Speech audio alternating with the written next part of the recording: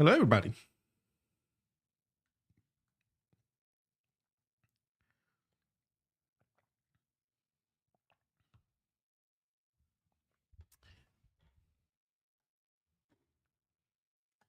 So let's get started. Let's merge some Zine PRs. I'm pretty sure I had something open. Yo, hey Scott. Also, hello, Caritam and Arno. Hello, hello. Okay, first one. Cannot find super empath. Fresh first time installation produces this error. Cannot find super empath. Installation of what?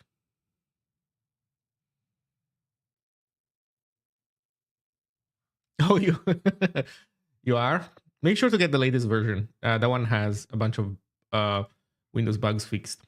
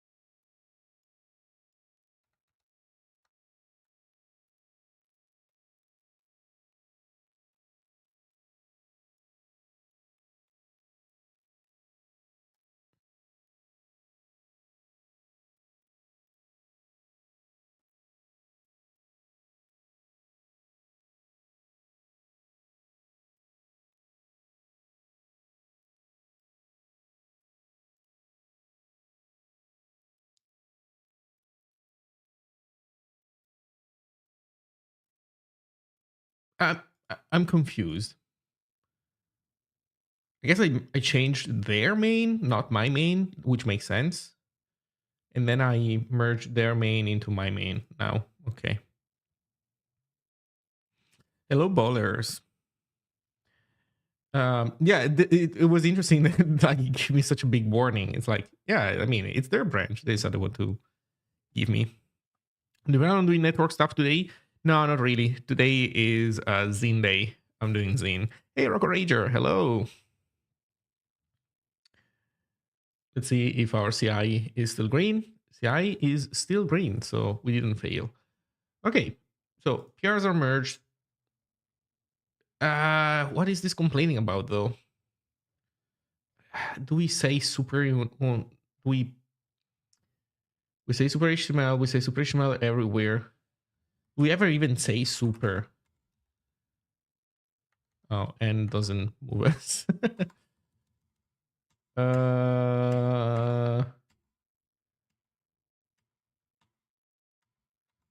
All the guides tell you that everything should be called super HTML.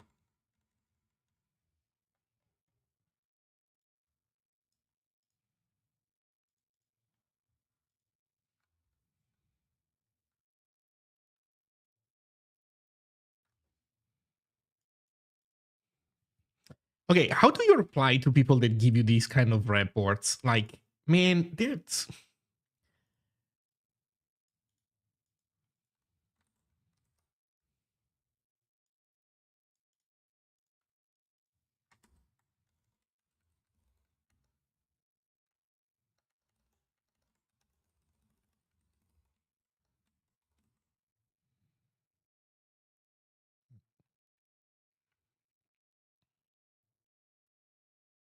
I'm tempted to just close it like right away. It's like, oh my god, man. Installation of what? Also, the executable is called super.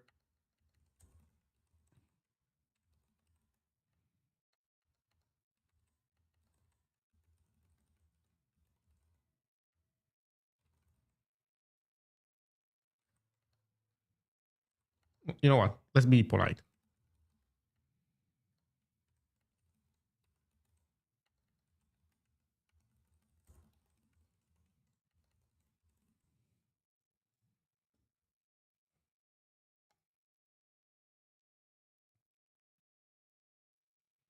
Okay, so for now, this is fine.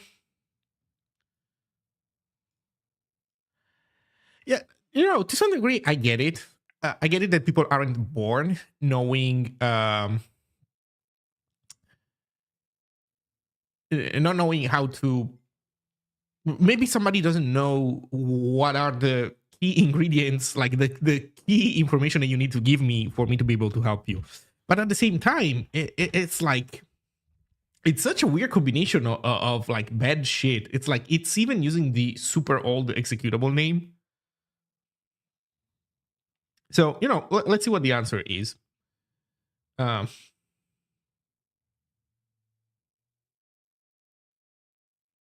okay, more. So this done, I think.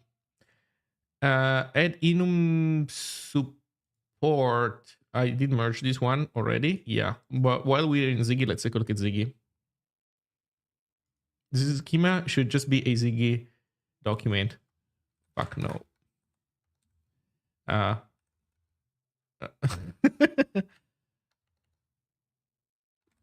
I won't. I won't.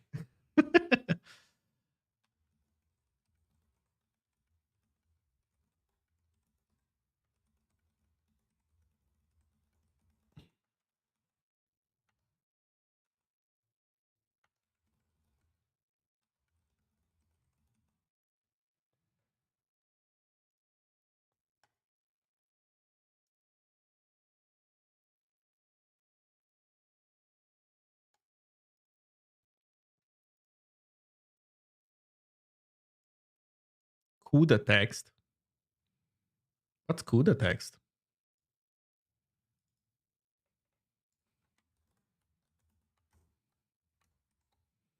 What do we say in the README about how to install stuff? This is SuperHTML. Oh, the website.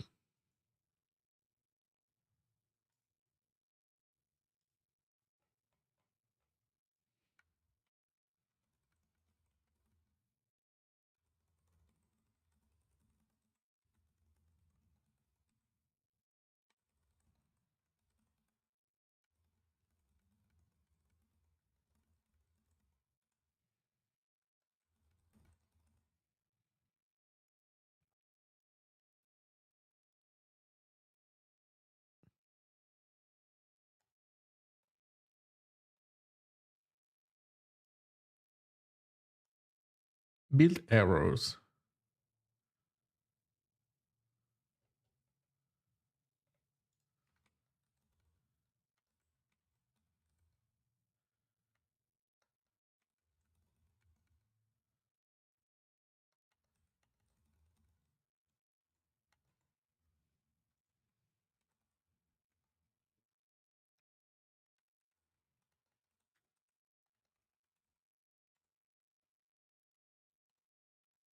Oh, where is it? Oh my fucking god! Where's that fucking button? There we go. So use the 014 dev branch to.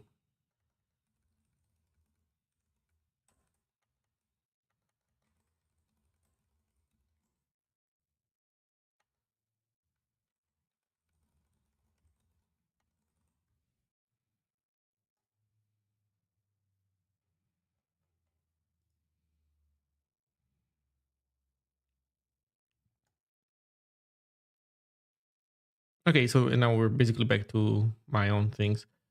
Regex validation.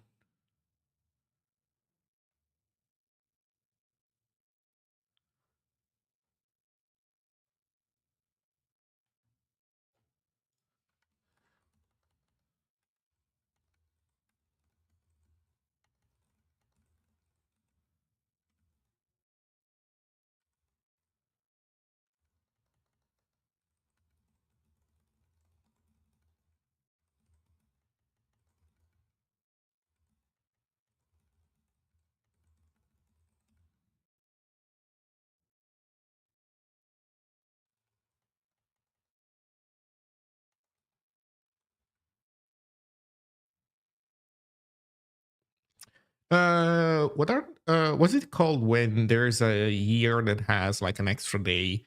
Well, when you have February that has an extra day, leap year. Thank you.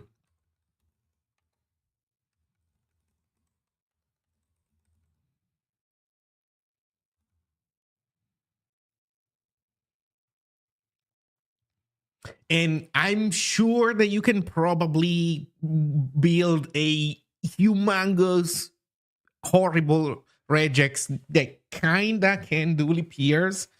But obviously, people are not gonna do that. People are gonna just do basic validation, and that is, in my opinion, it's not good.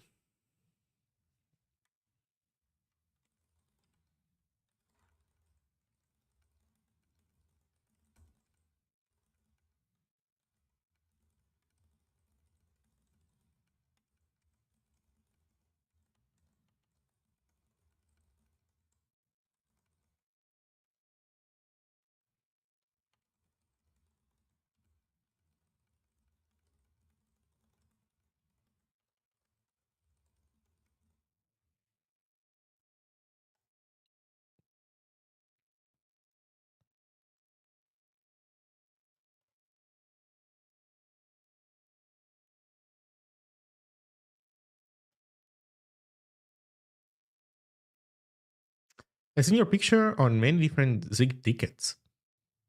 Zig tickets? What do you mean? Um, I never knew you streamed on Twitch. Yeah, I do stream. Oh, GitHub issues. I see.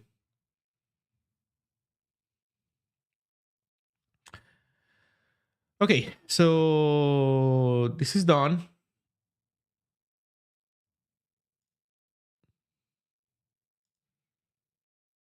Okay, now we have some more serious stuff in the Zine repository. Let's go take a look there. Okay, we have render footnotes, fix Windows reloader bugs. God damn it, there's more bugs? Windows. Come on. Let's see. Zine win function in Zine reload.js now has the socket in scope and will not throw an exception about an undefined variable and reloader. Zine normalizes bus operators. Okay, what's going on? Oh, it's being put inside something else. So, okay, fine. Uh,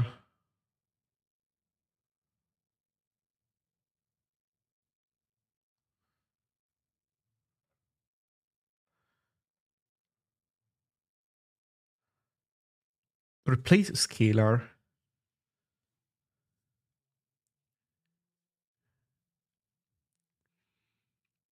Yeah, true. Okay, I like this. These all make sense. Thank you.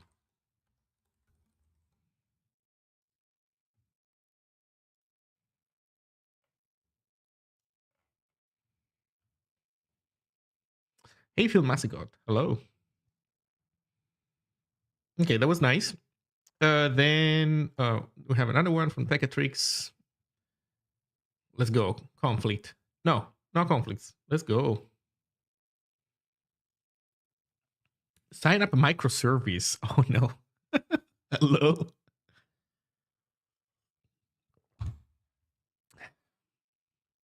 The authentication microservice phase when the sign up microservice enters the room. Let's see. ISO timestamps. Let's see. Path becomes path with query.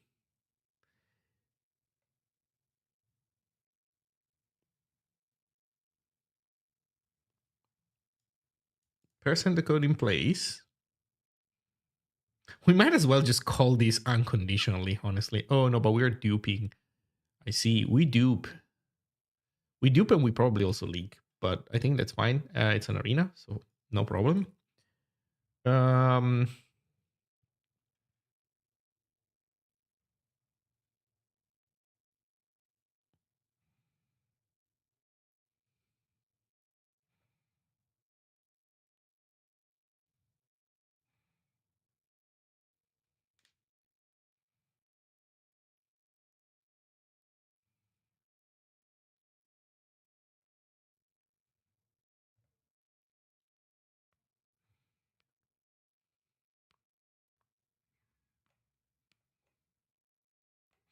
Wait a second. I'm lost.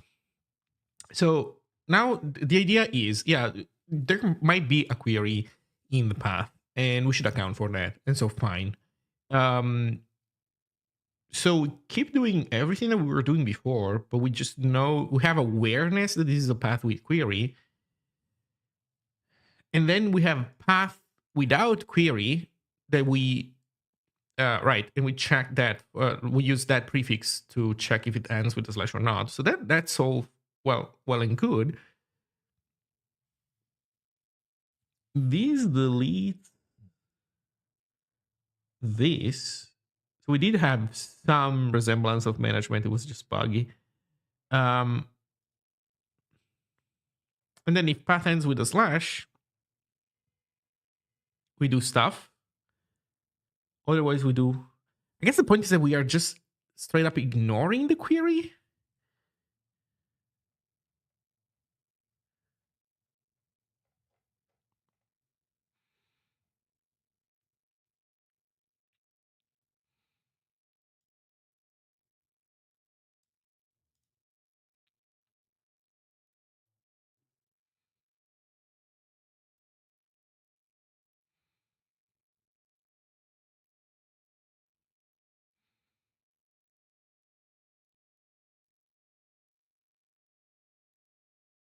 Nice.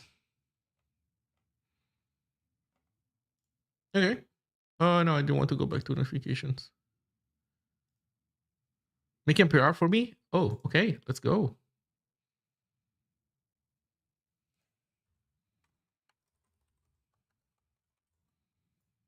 Oops.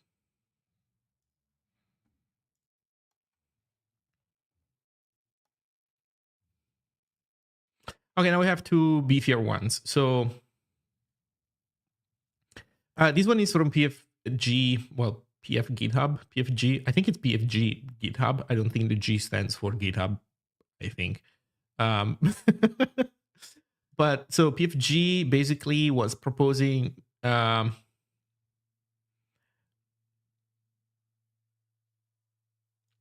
open a better ideas on how to get the size from cache.zig and run HTML. Okay, so here's what PFG wanted to PR. Basically, the idea is when an image asset is local, we use a library to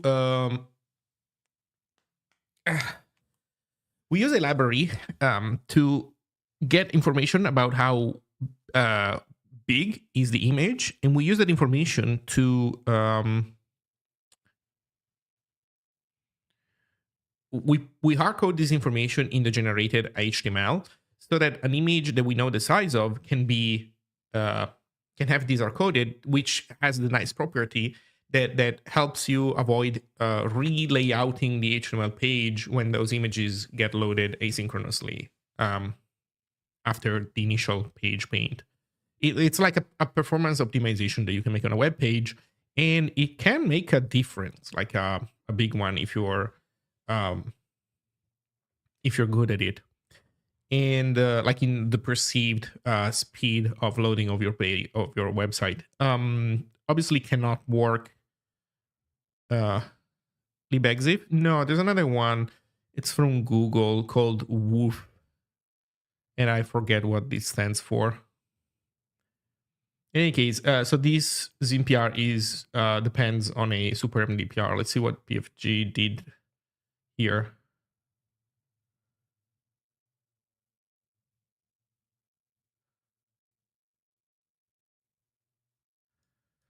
So PFG added a size thing here.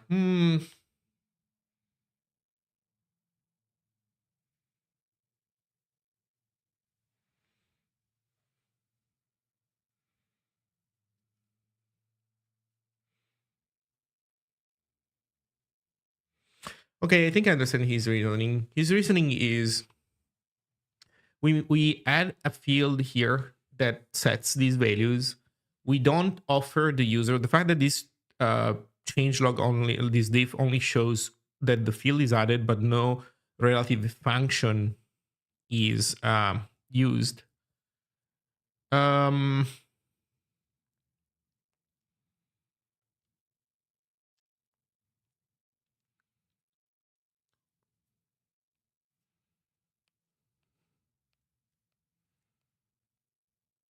Yeah, so that means that basically this is where we store the information. How would I do it myself? Pull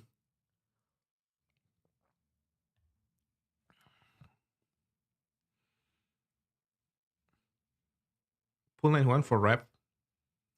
You mean for reference or a UPR something to actual to the ref function?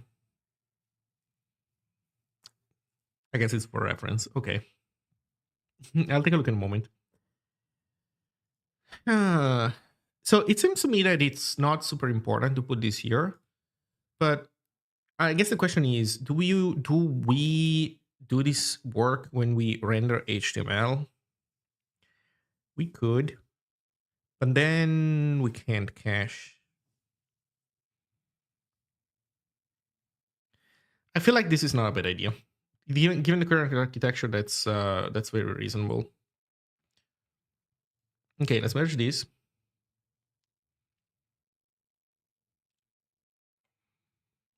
Jump back into Zine. So this is going to be more beefy of a change here. This is changing into a different SuperMD. Wait, is this like?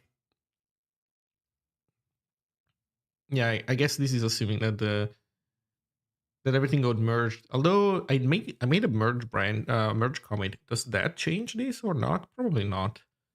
In any case, yeah. Then adds woofs. There we go. Adds woofs as a dependency. Import woofs. Woofs contains a module. That's bad. Woofs shouldn't contain a module. Let's see. Okay, directive image.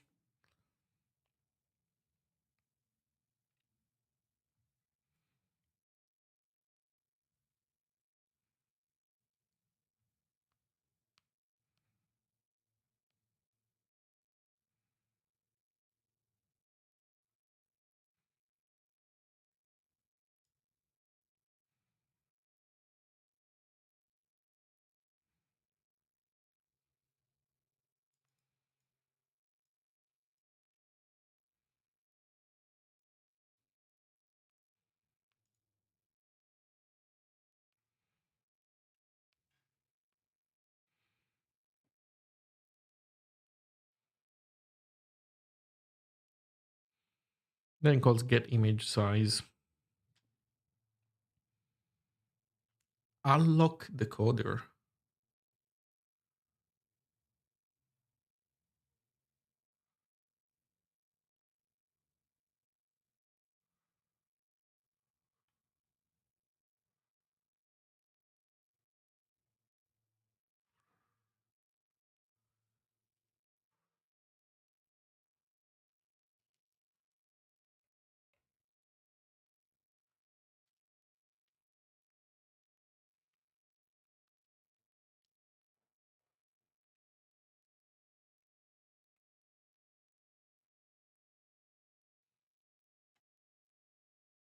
This woofs code is kind of funky.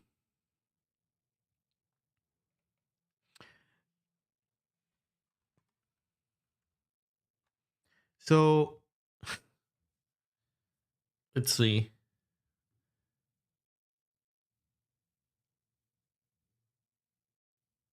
Oh, you know why it contains a module? Probably. I'm guessing this is done maybe in a translate C future-proof way. Probably, I'm guessing that's where how translate C runs. I guess.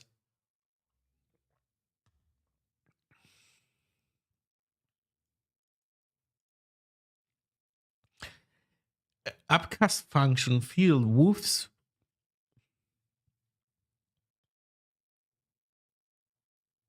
Unlock decoder name. Blah blah blah blah blah.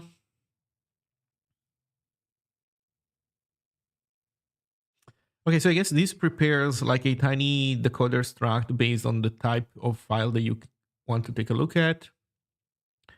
Probably there's a switch somewhere where these guys are used, I guess. Let's see. Wrap error.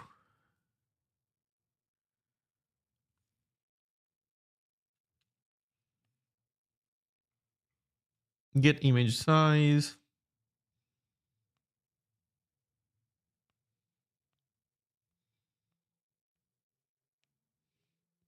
G4CC. Wolf space number made guess for CC. Could not guess file format. There we go. So based on that, bitmap, GIF, JPEG, and PBM. No idea what that is. Net PBM. Ni, PNG, Koi, TGA, WebMP, WebP. Wait, WBMP. Okay.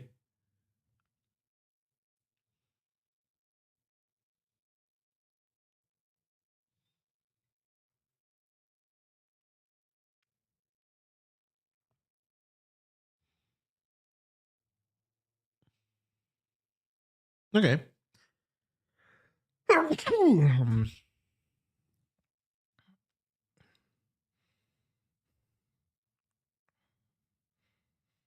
Okay. I mean,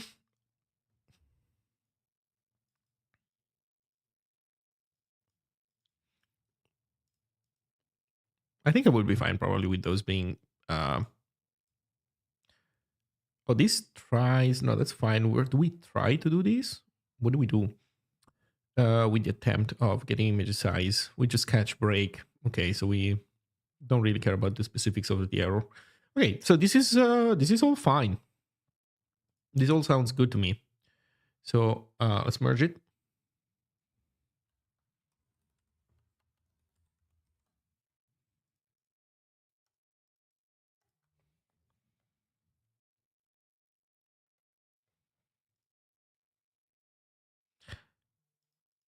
Date Zeit. Ooh.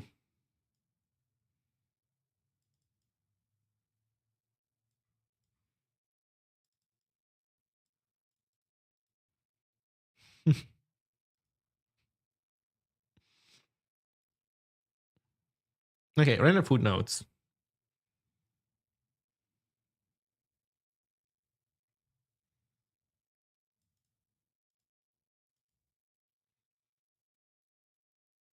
Oh my god, that depends on this one, and this one depends on this one.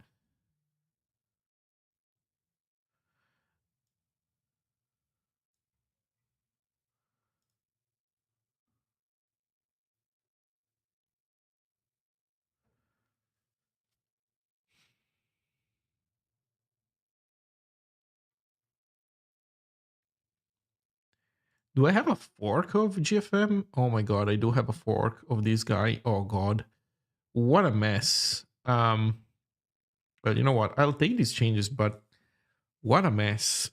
We definitely need to move away from these parsers.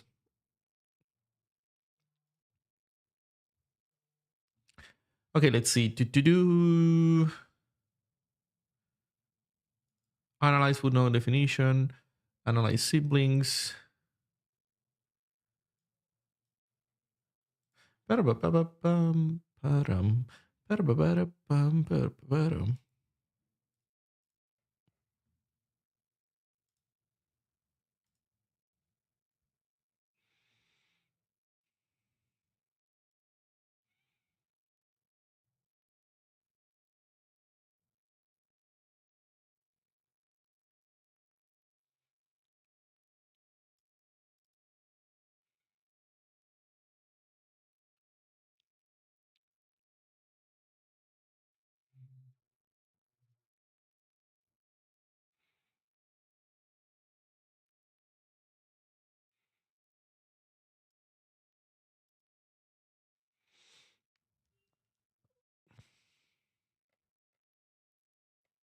Okay, let's start from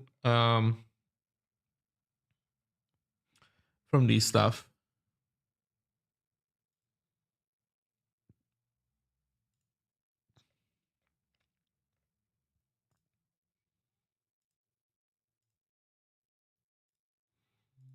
Is this render siblings?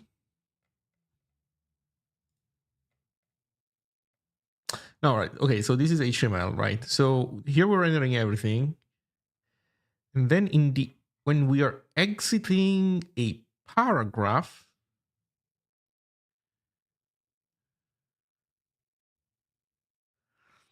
if the parent is a footnote definition, then we print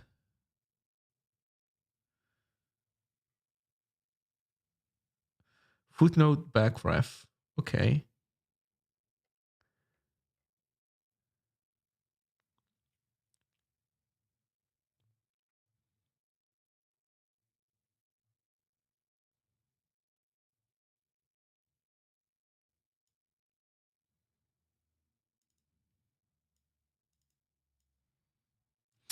This is a little bit too opinionated, unfortunately, for my taste. Like, no, this is a little bit too auto magic. I don't know how it should work. Maybe there is no other option, but the fact that we are giving a class automatically, I don't like that. I think I'm doing the same with blocks. So I've done that already in the past. It's just not good practice.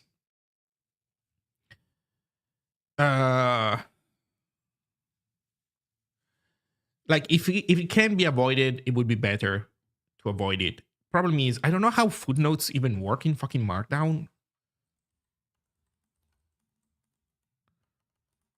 How does that even work? Like I don't even know the syntax. Oh, okay, that's how it works.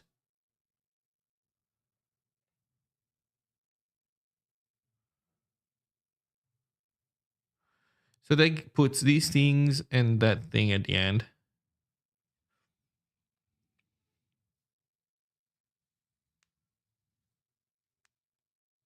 Okay, so the ID should be specified at the very least. So hopefully that is not auto-generated. Although it did seem auto-generated here in the code. Like, although it's doing no.literal. So no, this is okay. It's taking it from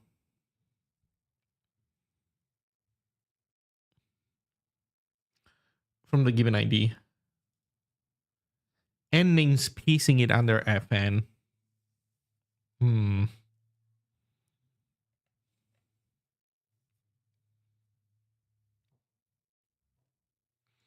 I also don't understand these data footnotes.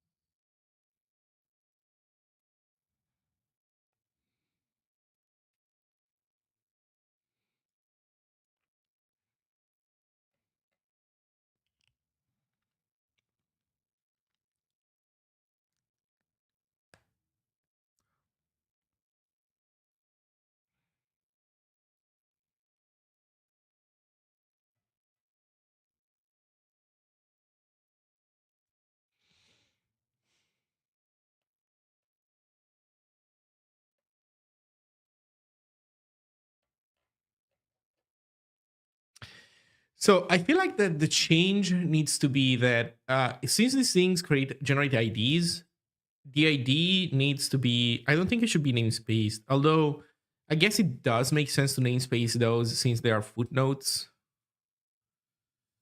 Because you don't want to put you don't want to put the footnote dash in the tiny link that shows up. You want to put something like 1, 2, that kind of stuff. But we also need to detect collisions. So these guys need to participate into the ID hash map.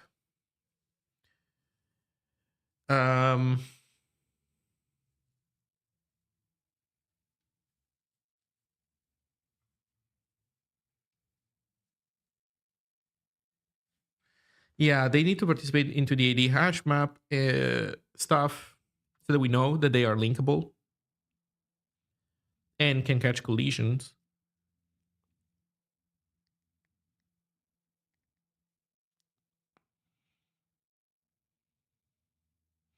F and dash is not bad as a prefix. I like it.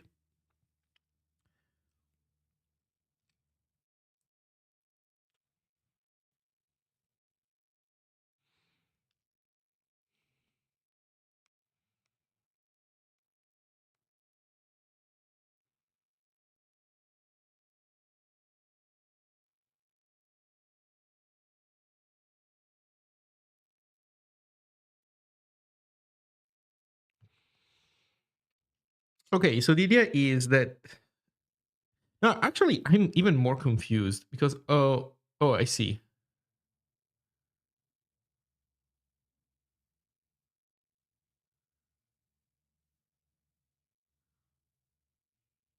No, I actually don't see. Where do we even print the body? This prints a backref. Okay.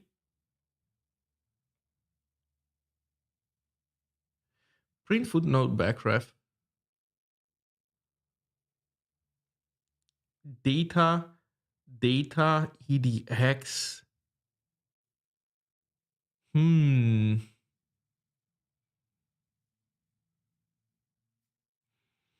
What about having the user specify in the layout where to put the footnotes?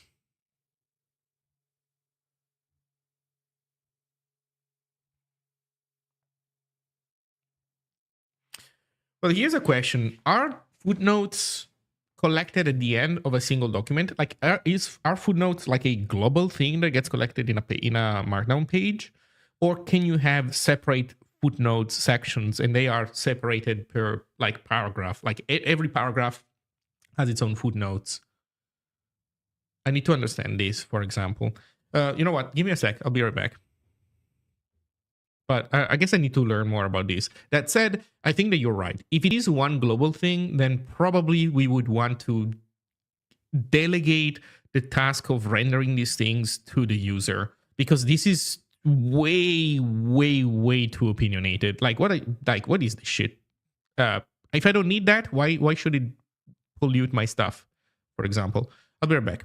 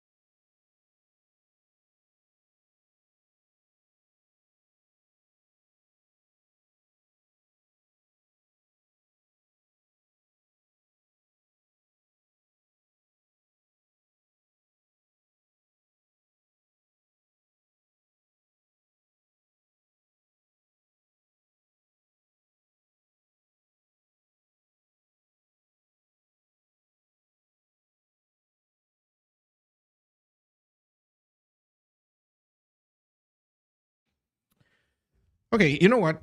Maybe I should try using these things myself. somehow, somewhere. I don't know where though. uh, does GFM support footnotes? It does not, I guess. That's why they don't even expose that stuff. Um,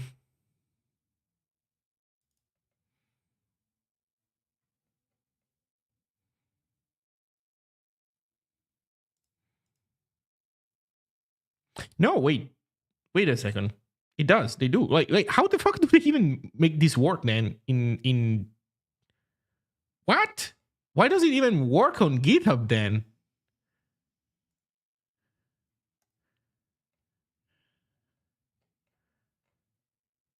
Okay, basic footnote.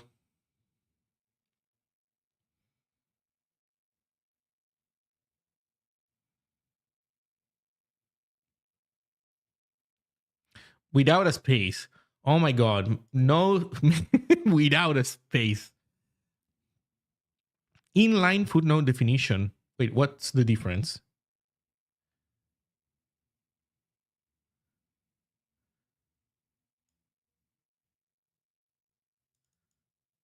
Citation numbers are auto-generated when the markdown file is processed, regardless of the label's text.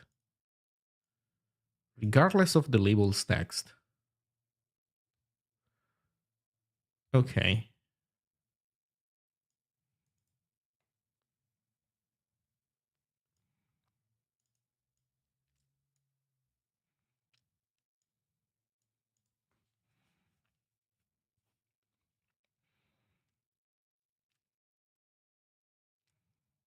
Multiple references to the same footnote. Footnotes with hyperlinks.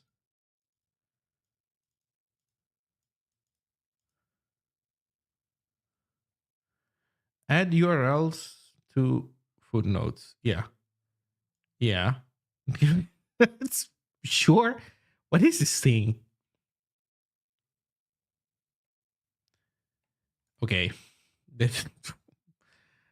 Markdown guide, extended syntax.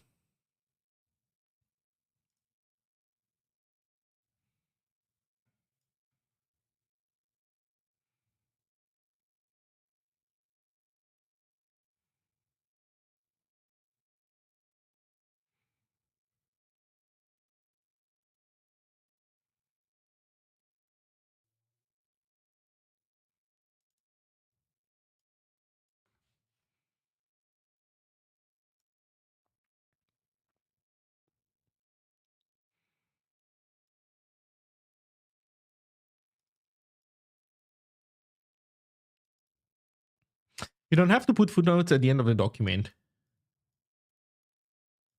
Holy shit. So you just leave footnotes everywhere and then they get collected?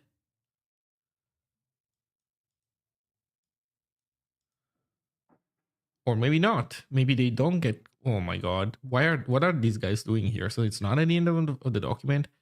Heading IDs. Yeah, great syntax. Thank you, Markdown. Delicious.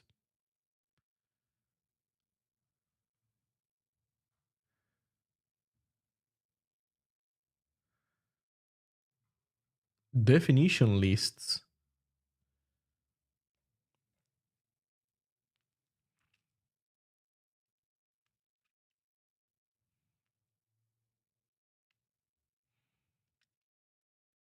Okay.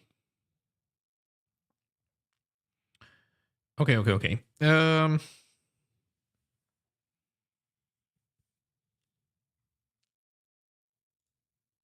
Let's see how GitHub behaves.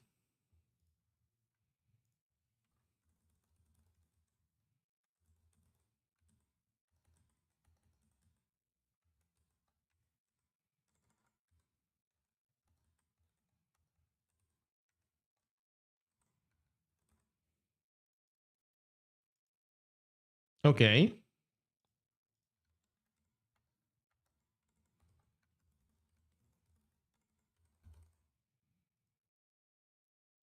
It's put at the very end of the document. Okay, so it's generally not. I guess maybe that's up to you. It should not be up to you, I think. Yeah, this seems something that should be handled programmatically. I super agree. Yeah. So you have like footnotes.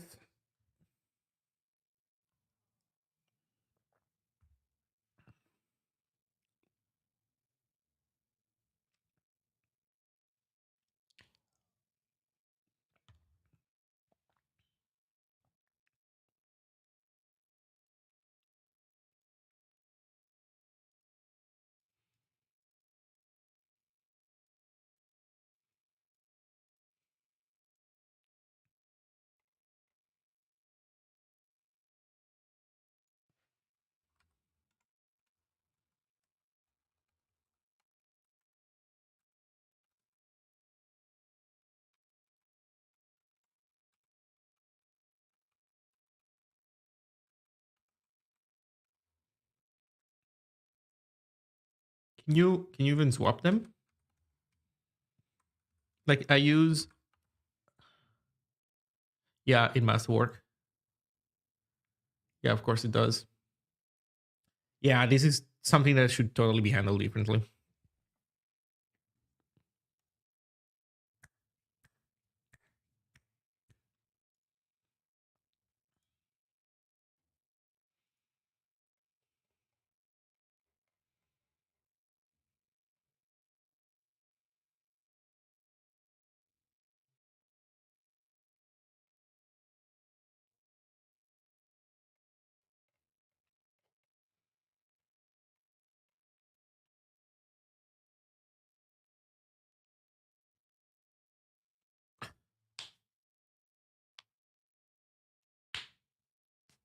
Okay, so the idea should be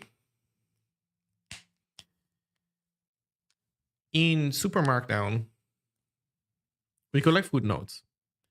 I would say that we only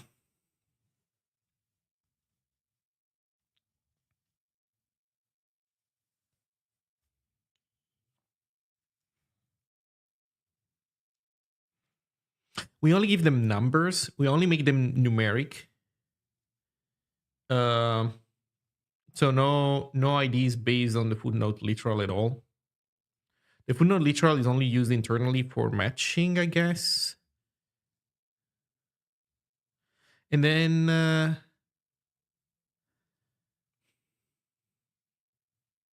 the question is, should we allow people to deep link to footnotes or not? That's an interesting one. Probably we should for completeness. So okay, let's reply.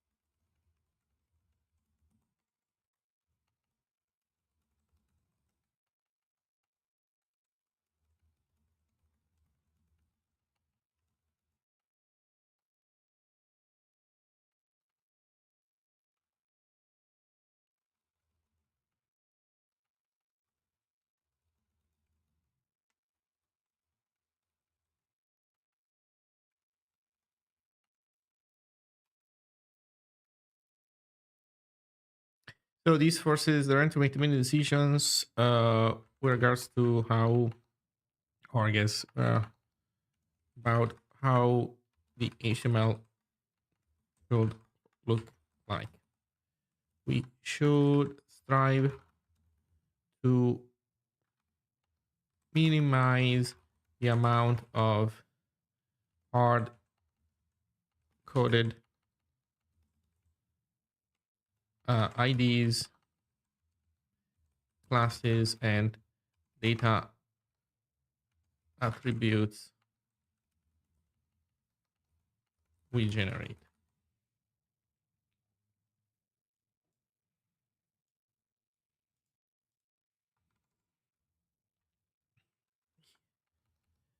Um, here's how. You know what? Maybe we should make an issue for this. As in, we probably this person will want to bring this to conclusion, but it's not guaranteed. So let's make an issue for it. Complete footnote integration. This is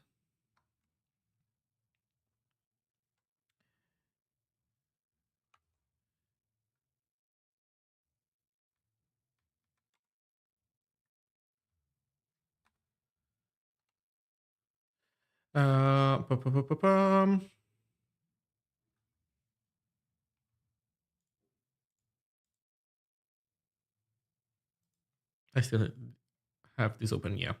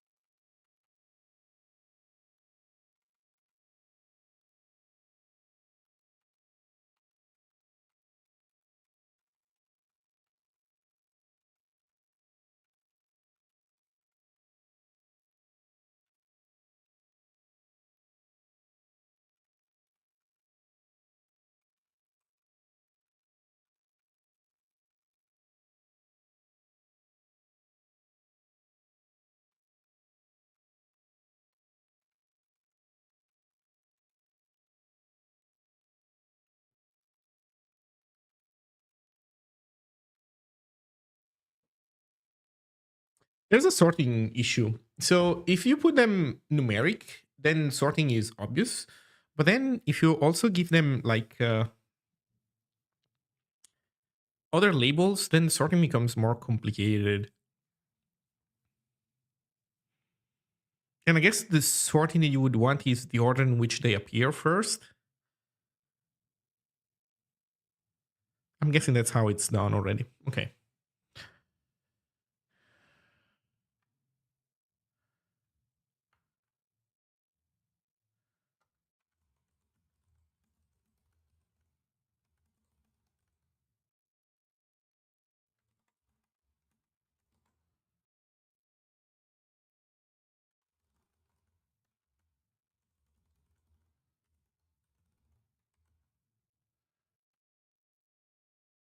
Let's just say it has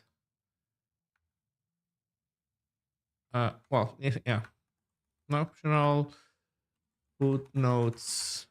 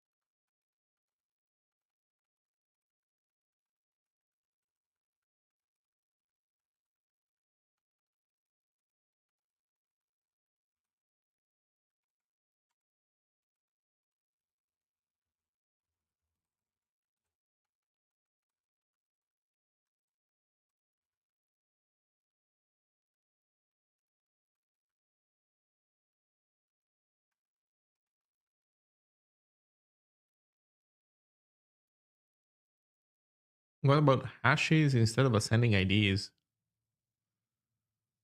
That would allow repeated footnote IDs. No, you can still do that. Like users can still put numbers and they can put repeat numbers to indicate the same footnote being referenced in multiple places. They can still do that. Yeah.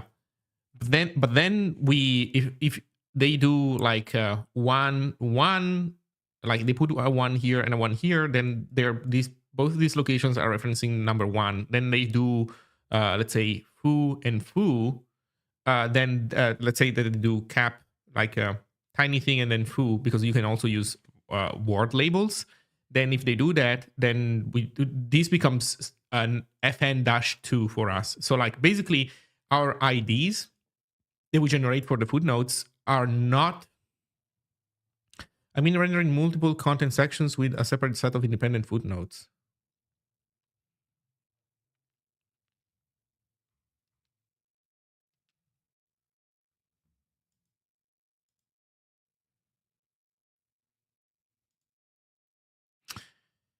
Rendering multiple content sections with a separate set of independent footnotes. Oh god. I would avoid that for now. Maybe that's a thing that we can do in the future. I don't know, but for now I would avoid it, honestly. Yeah.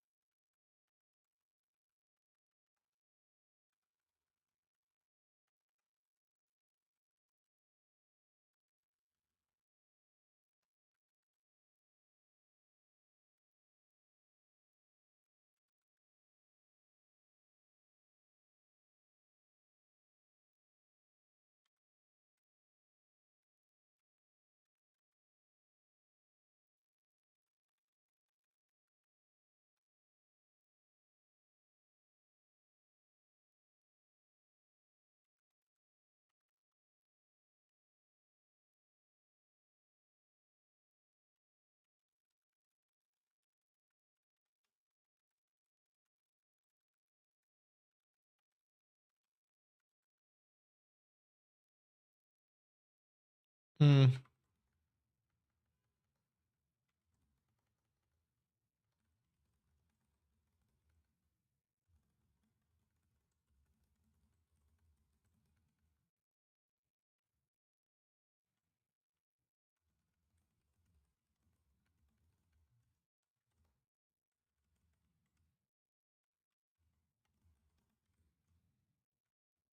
I think it's a string array hash map, right?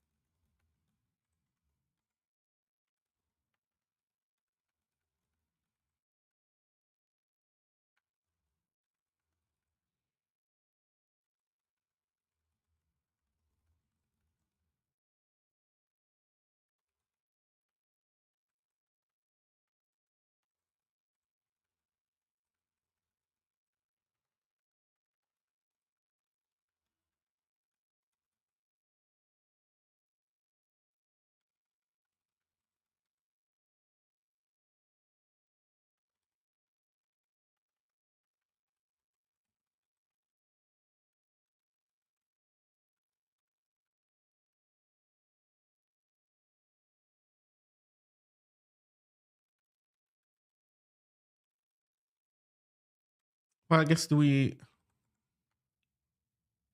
we can do it like this in Zine.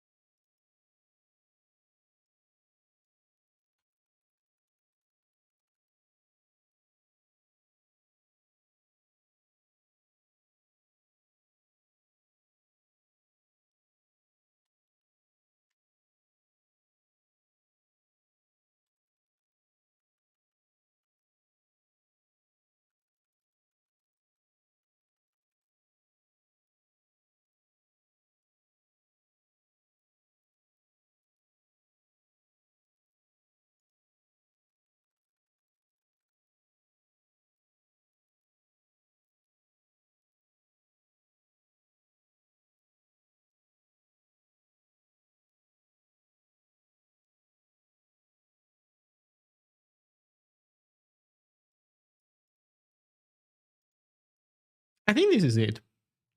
So yeah, the idea is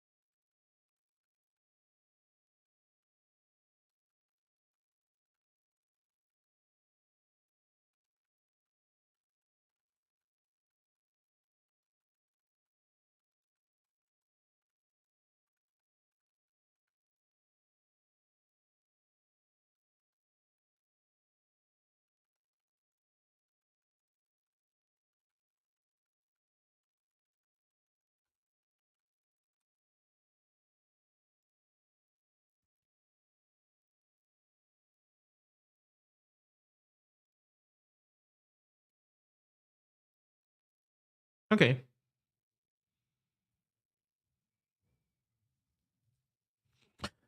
So we did some of this work. Nice. Yeah.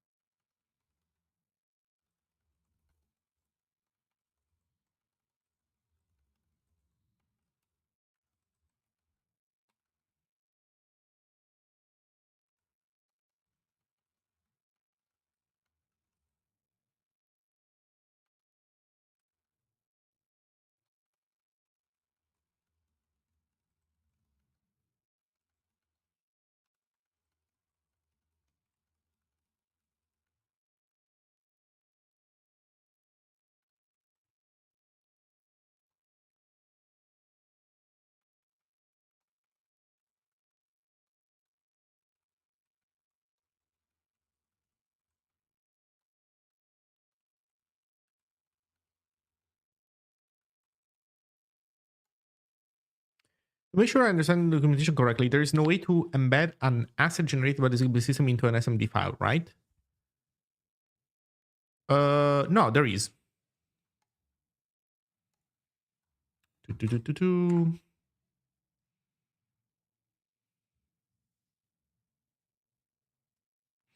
Specifically, I want to run a custom tool to turn stuff into HTML and plonk those into posts.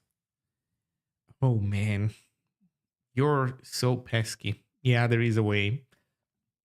I'm kind of purposely not being too explicit on how to do that because it should be kind of a last resort thing, but you can. So here's how you can do it. And also the reason why originally when you said asset, I understood that you meant something like an image that was modified by the Ziggy system. So I was about to point to you the fact that you can do build.assets, and that was it. But then of course if your thing is also HTML, then it's more complicated, but it's still doable. So here's the trick. If you look at SuperMD, okay, so first of all you want to be able to reference a build asset, right? And so you can reference a build asset to I guess it's in the assets section. Where did I put this stuff?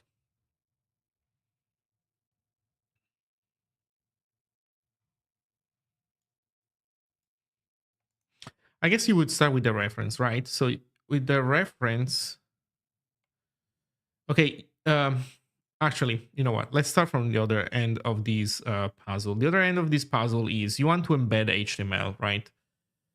So to embed HTML, you kind of want to, this allows you to embed HTML. You create a equals HTML code block, and that gets embedded verbatim. But you want this to be a asset, a build asset. So how do you do this? Well, if you look at the reference, let's look at the scripty SuperMD directives. So you can do section, you can do block, you can do heading, you can do text, you can do code. So you can do code, and you can do code.asset. You can also do code.sideAsset. And then you can do language, right? Sets the language for this code snippet. Now, here's the trick. You basically say that the language is equals HTML. And that allows you to embed stuff from a build asset. Now you know the secret. Because basically what you're doing programmatically is, well, you're generating programmatically a code block with an equal sign HTML thing, right? That's kind of the idea. Yeah.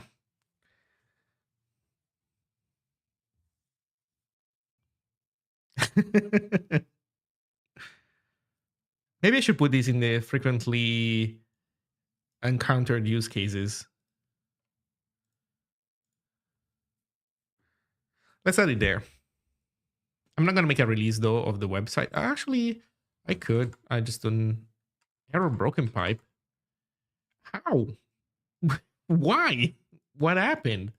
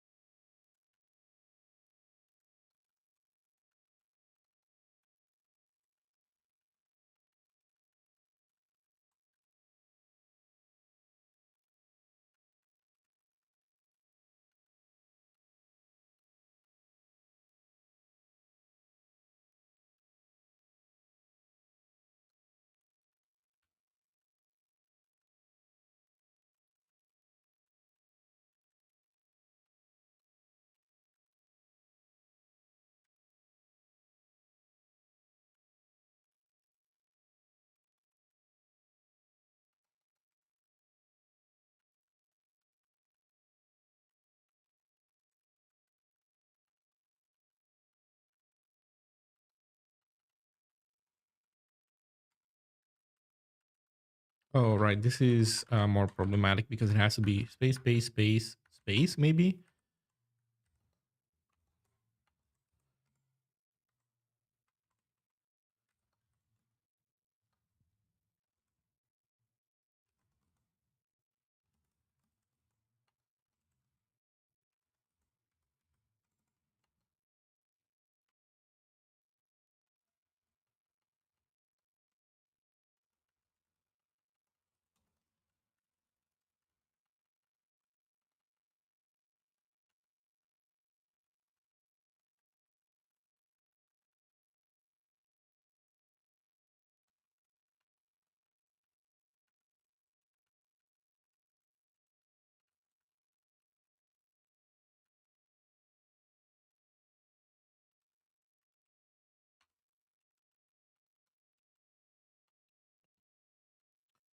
Well, just say that among the list of among the assets that can be embedded in a document, can you also there's also well, there also code.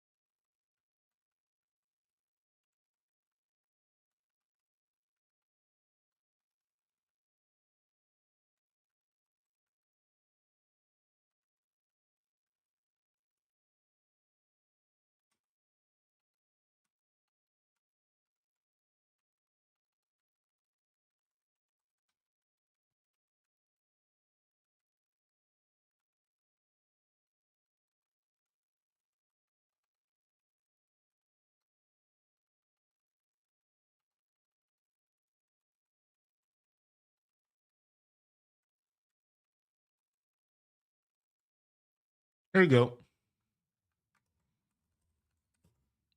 No.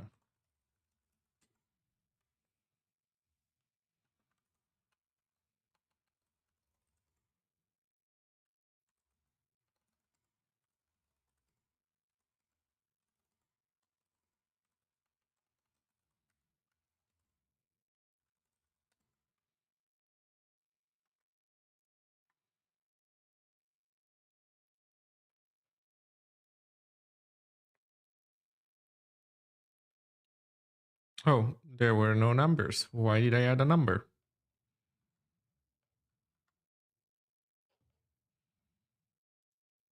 Wait. Oh, it's like okay.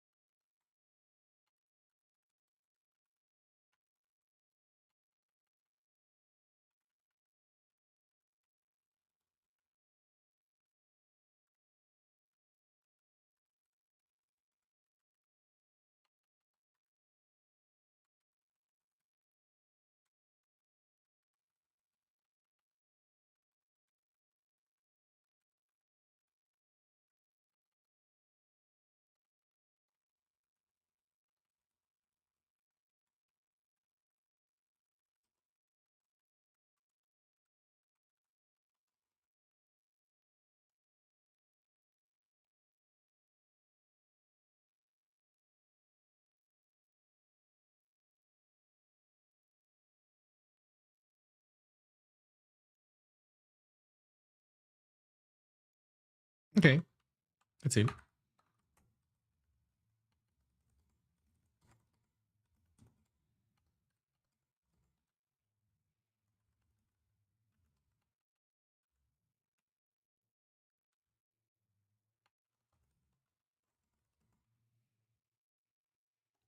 Okay.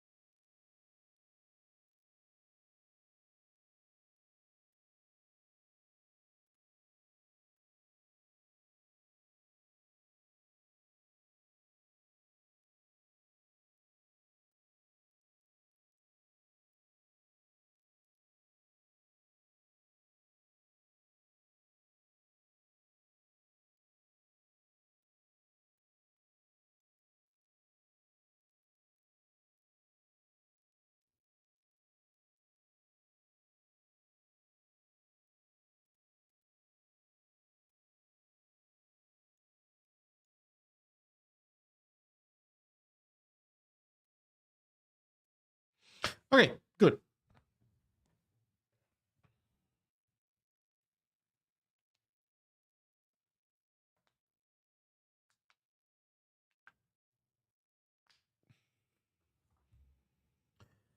Good, good, good, good, good.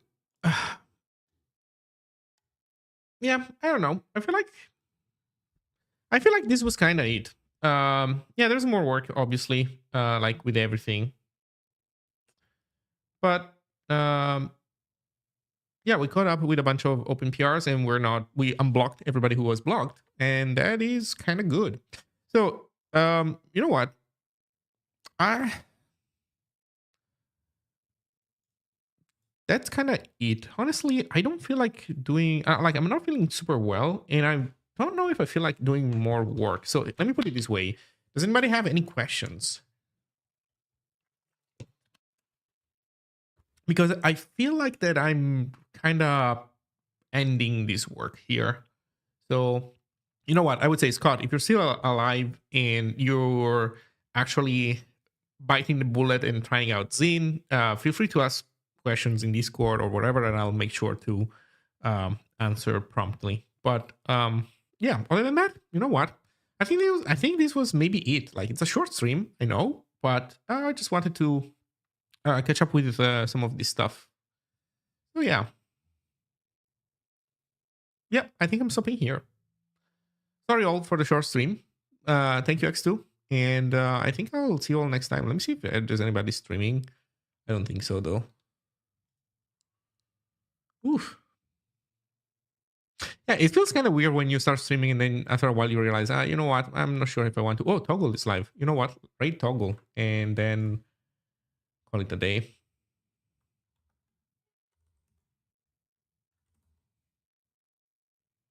No channels found. Wait.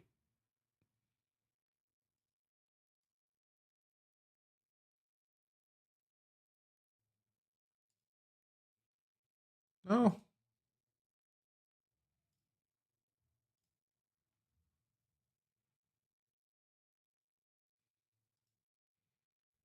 Oh, he's playing games. But you know what? I'm reading no matter what.